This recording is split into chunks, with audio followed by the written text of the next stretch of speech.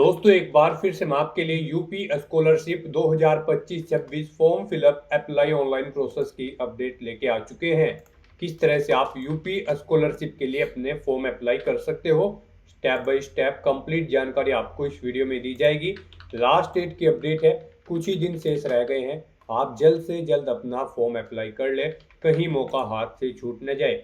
अंतिम समय में फॉर्म अप्लाई करते समय अगर आपके सामने कोई भी टेक्निकल प्रॉब्लम आ रही है तो उसका हल भी आपको इस वीडियो में मिल जाएगा। फॉर्म अप्लाई करते समय आपको कोई भी ऐसी गलती या फिर मिस्टेक नहीं करनी होगी जिसको करने से आपका एप्लीकेशन फॉर्म रिजेक्ट हो सकता है। अंतिम समय में आवेदन करने का आपके पास सुनहरा और बड़ा अवसर है। आप जल्द से जल्द अपना फॉर्म अप्लाई कर ले। फॉर्म अप्लाई करते समय आप अपना one time registration OTR registration किस प्रकार से करोगे, कैसे इसमें आप अपना मोबाइल वेरिफिकेशन करोगे, KYC और फाइनल OTR आप किस प्रकार से करोगे, कैसे आप अपनी क्वालिफिकेशन की डिटेल दोगे, कैसे अपने डॉक्यूमेंट फोटोग्राफ सिग्नेचर अपलोड करोगे और बाकी की प्रक्रिया आपको किस प्रकार से कंप्लीट करनी होगी। फॉर्म अप्लाई करने की पूरी डिटेल आपको यहाँ पर दी जाएगी, तो आपको ये वीडियो शुरू से लेके एंड तक बिना स्किप किए हुए देखनी होगी। इस वीडियो को पूरा देखने पर ही आपके सभी सवाल और डाउट क्लियर होंगे। तो चलिए दोस्तों, बिना कोई वक्त कमाए शुरू करते हैं यूपी स्कॉलरशिप फॉर्म फिलअप 2025 की पूरी जानकारी। फॉर्म भरने से पहले आपको सबसे पहले हमारी वेबसाइट IND सरकारी नौकरी के इस पेज पर विजिट करना होगा, जिसका लिंक आपको नीचे description plus first comment box में मिल जाएगा। और हमारे इस पेज पर विजिट करके आप यहां से यूपी स्कॉलरशिप का फॉर्म अप्लाई कर सकते हो। यहाँ पर आप सबसे पहले इंपॉर्टेंट डेट चेकआउट कर ले। इसमें 9th और 10th प्री मैट्रिक के लिए आवेदन करने की डेट 2 जुलाई से चल रही है। 30 अक्टूबर लास्ट डेट है, कुछ ही दिन शेष रह गए हैं। आप जल्द से जल्द अपना फॉर्म अप्लाई कर ले। इसी तरह से 11th और 12th मैट्रिक के लिए जो पोस्ट मैट्रिक है उसके लिए भी 30 अक्टूबर तक ही आप अपना फॉर्म अप्लाई कर सकते हो। तो 9th 10th और 11th 12th दोनों के लिए 30 अक्टूबर तक आप अपना फॉर्म अप्लाई कर सकते हो। और जो इससे अलग है, यहाँ पर आप देख सकते हो post matric other than intermediate, इनके लिए यहाँ पर 20 दिसंबर तक आप अपना फॉर्म अप्लाई कर सकते हो। एलिजिबिलिटी की अगर इसमें बात की जाए तो प्री मैट्रिक क्लास 9th और 10th के लिए आप देख सकते हो 8वीं क्लास पास अनिवार्य है, तो आप यहाँ पर अप्लाई कर पाओगे। इसी तरह से जो पोस्ट मैट्रिक है 11th 12th उसके लिए 10वीं पास अप्लाई कर सकते हैं। इसी तरह से यहाँ पर आप देख सकते हो जो post matric other than intermediate है उनके लिए UG PG diploma certificate examination में इनरोल होना अनिवार्य है, तो आप अप्लाई कर सकते हो। जो 9th 10th की है उसके लिए 9th 10th में इनरोल भी अप्लाई कर सकते हैं, और 11th 12th के लिए भी जो इनरोल्ड है वो भी अप्लाई कर सकते हैं। फीस आपको जमा नहीं करनी होगी, ऑनलाइन मोड से आप अप्लाई कर सकते हो। scholarship.up.gov.in ये इसकी ऑफिशियल वेबसाइट है जिससे आप फॉर्म अप्लाई कर सकते हो। इंपोर्टेंट लिंक सेक्शन के अंतर्गत अप्लाई ऑनलाइन लिंक पर आप जैसे ही क्लिक करोगे तो आपके सामने अप्लाई ऑनलाइन करने का ये ऑफिशियल पोर्टल ओपन हो जाएगा। यहाँ पर आप देख सकते हो दोस्तों, आपको यहाँ पर आवेदन करने की डेट दे दी गई है। इसमें जो 11th 12th के लिए है उनके लिए देख सकते हो जो इनसे अलग है उनके लिए आवेदन करने की लास्ट डेट 20 दिसंबर है। और जो 9th 10th के लिए देख सकते हो 9th 10th और 11th 12th के लिए उनके लिए आवेदन करने की लास्ट डेट 30 अक्टूबर 2025 है। 30 अक्टूबर तक आप अपना रजिस्ट्रेशन कर सकते हो। अंतिम मौका है, कुछ ही दिन शेष रह गए हैं, आप फॉर्म अप्लाई कर ले। तो यहाँ पर अब आपको अपना फॉर्म अप्लाई करने के लिए इस वेबसाइट के टॉप पर ही स्टूडेंट की ये टैब दी गई है। यहाँ पर आने के बाद गाइज आपको न्यू रजिस्ट्रेशन की टैब पर क्लिक करना है। उसके बाद आपके सामने कुछ इस तरह से इंटरफेस ओपन होगा। अब यहाँ पर आप जिस भी कैटेगरी के अंतर्गत आते हैं उस कैटेगरी में आप प्री मैट्रिक के लिए अप्लाई करना चाहते हैं स्कॉलरशिप के लिए, या फिर पोस्ट मैट्रिक, या फिर post matric other than intermediate, आप अपने अकॉर्डिंग ऑप्शन सेलेक्ट करेंगे। पहले तो यहाँ पर आप कैटेगरी सिलेक्ट करें, आप जिस कैटेगरी के अंतर्गत आते हैं उसके अंतर्गत आपको प्री मैट्रिक या फिर पोस्ट मैट्रिक या फिर अदर देन ऑप्शन पर क्लिक करते हुए अपना रजिस्ट्रेशन करना होगा। मान लीजिए अगर आप SC ST या फिर जनरल कैटेगरी के अंतर्गत आते हैं और यहाँ पर आप प्री मैट्रिक के लिए अप्लाई कर रहे हैं या फिर पोस्ट मैट्रिक के लिए, तो यहाँ पर आपको पोस्ट मैट्रिक पर अगर आप अप्लाई कर रहे हैं तो आप पोस्ट मैट्रिक ऑप्शन सेलेक्ट करेंगे। प्री मैट्रिक के लिए अप्लाई करना चाहते हैं, फ्रेश है, तो आप प्री मैट्रिक के इस ऑप्शन पर क्लिक कर देंगे। तो यहाँ पर आप अपने अकॉर्डिंग कोई भी ऑप्शन सेलेक्ट करें। फिर गाइज यहाँ पर आने के बाद आपको सबसे पहले अपना रजिस्ट्रेशन करना होगा। उसके लिए आपको यहाँ पर OTR रजिस्ट्रेशन के सामने क्लिक हियर का ये लिंक दिया गया है, आपको इस पर क्लिक करना है। उसके बाद आपके सामने कुछ इस तरह से इंटरफेस ओपन होगा। यहाँ पर आपको रजिस्ट्रेशन के लिए कुछ इंस्ट्रक्शन दिए गए हैं, आपको इन्हें रीड आउट कर लेना है। पेज को नीचे स्क्रॉल डाउन करना है, इस चेकबॉक्स को ओके करना है और उसके बाद प्रोसीड के इस ऑप्शन पर क्लिक कर देना है। गाइस यहाँ पर अब आपको अपनी वर्ग या फिर जाति या फिर समूह सेलेक्ट करना है, आप जिस जाति के अंतर्गत आते हैं। फिर यहाँ पर आपको अपना मोबाइल नंबर एंटर करना है, उसके बाद आपको ये कैप्चा कोड यहाँ पर एंटर करना है और फिर गाइस आपको यहाँ पर जनरेट ओटीपी के इस ऑप्शन पर क्लिक करना है। फिर आपके रजिस्टर्ड मोबाइल नंबर पर एक ओटीपी सबमिट किया गया होगा, वो ओटीपी आपको यहाँ पर एंटर करना है। ये कैप्चा कोड दोबारा से आपको यहाँ पर एंटर करना है और फिर आपको वेरीफाई ओटीपी के ऑप्शन पर क्लिक करते हुए अपना मोबाइल नंबर यहाँ पर वेरीफाई कर लेना है। इस तरह से यहाँ पर आपकी मोबाइल वेरिफिकेशन कंप्लीट हो जाएगी। अब आपको अपनी ई-केवाईसी करनी है, उसके लिए यहाँ पर आपको अपना आधार नंबर एंटर करना है, ये कैप्चा कोड आपको यहाँ पर एंटर करना है और फिर सबमिट के इस ऑप्शन पर क्लिक करना है। फिर आपके सामने कुछ इस तरह से इंटरफेस ओपन होगा। गाइस यहाँ पर आपको अपना आधार वेरिफिकेशन अपने डिजी लॉकर अकाउंट के थ्रू करना है। यहाँ पर अगर आपने डिजी लॉकर अकाउंट पर अपना अकाउंट क्रिएट कर रखा है तो यहाँ पर आपको अपना मोबाइल नंबर एंटर करना है और नेक्स्ट के ऑप्शन पर क्लिक करते हुए आपको अपने डिजी लॉकर अकाउंट में साइन इन करते हुए यहाँ पर अपना आधार वेरिफिकेशन कर लेना है। और अगर आपने डिजी लॉकर अकाउंट पर अपना अकाउंट क्रिएट नहीं कर रखा है तो उसके लिए गाइस यहाँ पर आपको do not have an account के सामने साइन अप के इस लिंक पर क्लिक करना है और अपनी बेसिक इन्फॉर्मेशन प्रोवाइड करते हुए आपको अपना डिजी लॉकर अकाउंट पर साइन अप कर लेना है और उसके बाद लॉगिन करके आपको यहाँ पर अपना आधार वेरिफिकेशन कर लेना है। इस तरह यहाँ पर आपके डिजी लॉकर अकाउंट से आपकी ई-केवाईसी कंप्लीट हो जाएगी। आपको यहाँ पर आपकी डिटेल शो कर दी गई है, आपको सभी डिटेल्स केयरफुली चेकआउट करनी है। उसके बाद आपको गाइस वेरीफाई ई-केवाईसी डिटेल के इस ऑप्शन पर क्लिक करना है। फिर आपके रजिस्टर्ड मोबाइल नंबर पर एक ओटीपी सबमिट किया गया होगा, अब आपको उसे वेरीफाई करना है। उसके लिए आपको वेरीफाई ओटीपी के इस ऑप्शन पर क्लिक करना है। आपके मोबाइल नंबर पर जो ओटीपी आया है वो ओटीपी आपको यहाँ पर एंटर करना है और फिर आपको गाइस यहाँ पर दोबारा से वेरीफाई ओटीपी की स्टेप पर क्लिक करना है। फिर आपके सामने कुछ इस तरह से इंटरफेस शो होगा। अब आपको यहाँ पर अपने फादर का नाम एंटर करना है, अपनी मदर का नाम एंटर करना है, अपनी ईमेल आईडी यहाँ पर आपको एंटर करनी है, ये कैप्चा कोड आपको यहाँ पर एंटर करना है और फिर सबमिट के इस ऑप्शन पर क्लिक कर देना है। इस तरह से यहाँ पर आपका one time registration successfully complete हो जाएगा। आपको एक ओटीआर नंबर यहाँ पर प्रोवाइड कर दिया गया है, ये ओटीआर नंबर आपके रजिस्टर्ड मोबाइल नंबर और ईमेल आईडी पर भी सबमिट कर दिया गया होगा। आपको इसे केयरफुली नोट डाउन करके रख लेना है फ्यूचर यूज के लिए।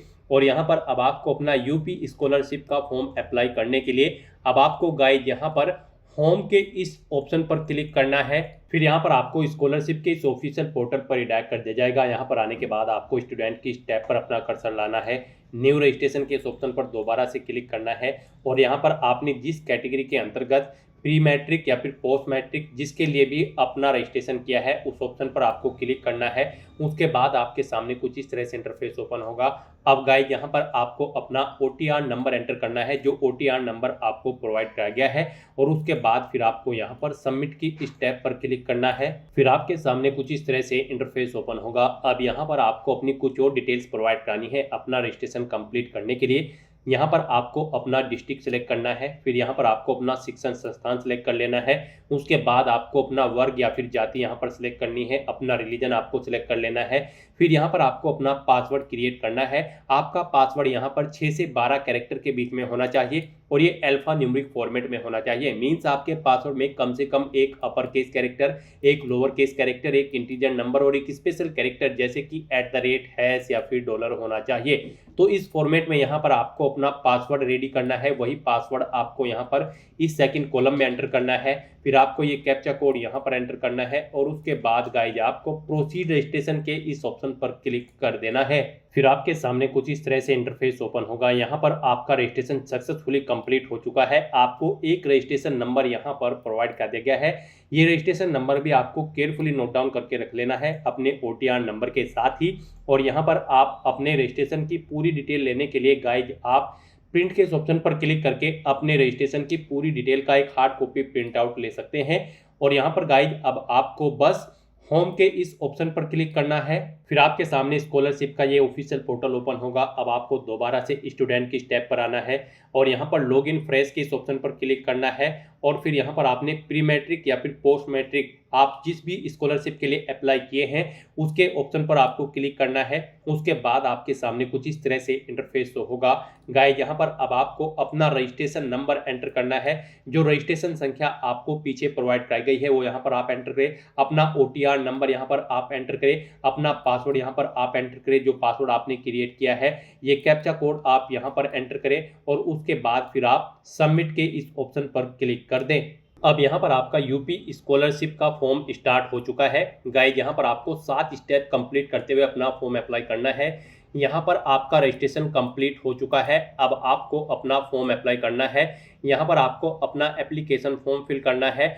फिर यहाँ पर आपको अपने डॉक्यूमेंट अपलोड करने हैं। इनकम सर्टिफिकेट या फिर कास्ट सर्टिफिकेट आपको देना है। आधार ऑथेंटिकेशन करनी है। एप्लीकेशन को लॉक करना है और उसे सबमिट करते हुए उसका एक हार्ड कॉपी प्रिंट आउट ले लेना है। ये स्टेप यहाँ पर आपको दी गई हैं। आपको इन सभी स्टेप को कंप्लीट करना है।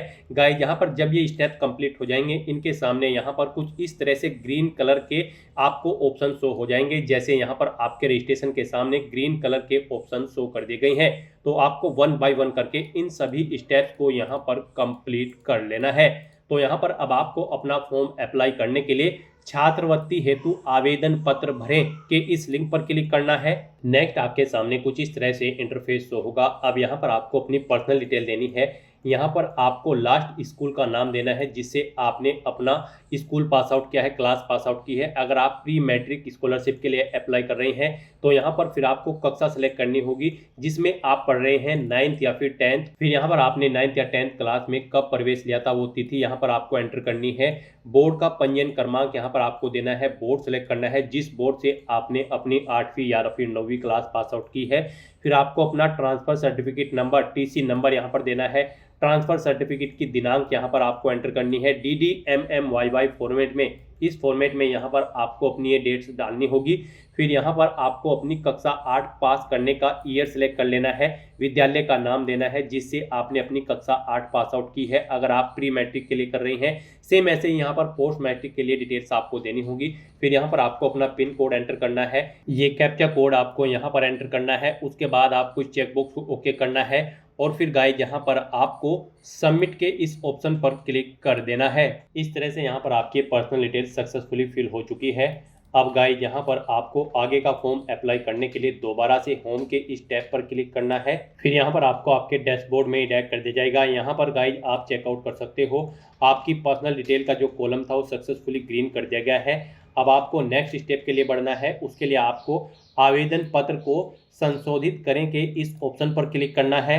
नेक्स्ट यहाँ पर आपको आपने जो पीछे डिटेल प्रोवाइड कराई है उसका पूरा प्रीव्यू शो कर दिया गया है। आपको सभी डिटेल्स केयरफुली चेकआउट करनी है। कहीं पर कोई मिस्टेक है तो आप एडिट कर सकते हैं, नहीं तो यहाँ पर गाइज अब आपको इस चेकबॉक्स को ओके करना है। ये कैप्चा कोड यहाँ पर एंटर करना है और उसके बाद फिर आपको सबमिट के इस टैब पर क्लिक कर देना है। इस तरह से यहाँ पर आपके एप्लीकेशन फॉर्म का जो संशोधित का ऑप्शन था वो भी कंप्लीट हो चुका है।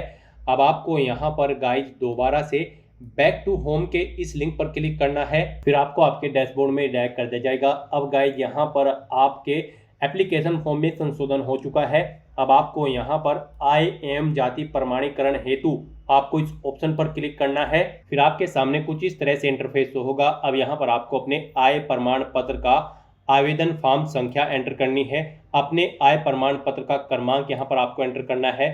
ये कैप्चा कोड आपको यहाँ पर एंटर करना है और उसके बाद फिर गाइज आपको गेट डाटा के इस ऑप्शन पर क्लिक कर देना है। फिर यहाँ पर आपके आय प्रमाण पत्र के अकॉर्डिंग आपकी सभी डिटेल फैच करके आपको शो कर दी गई है। आपको इसे केयरफुली चेकआउट करना है और उसके बाद गाइज फिर यहाँ पर आपको वेरीफाई इनकम डिटेल के इस ऑप्शन पर क्लिक कर देना है। फिर यहाँ पर आपको अपनी जाति प्रमाण पत्र की डिटेल प्रोवाइड करनी है। गाइज यहाँ पर आपको अपने जाति प्रमाण पत्र का आवेदन संख्या एंटर करनी है, उसका क्रमांक आपको एंटर करना है। ये कैप्चा कोड आपको यहाँ पर एंटर करना है और गेट डाटा के इस ऑप्शन पर क्लिक करते हुए उसका डाटा यहाँ पर आपको फैच कर लेना है। यहाँ पर आपके IAM जाति प्रमाण पत्र संख्या मिलान के बिना आपका फॉर्म यहाँ पर कंप्लीट नहीं माना जाएगा। तो यहाँ पर अब आपको अपने जाति प्रमाण पत्र की डिटेल को भी फैच आउट करते हुए उसे वेरीफाई कर लेना है।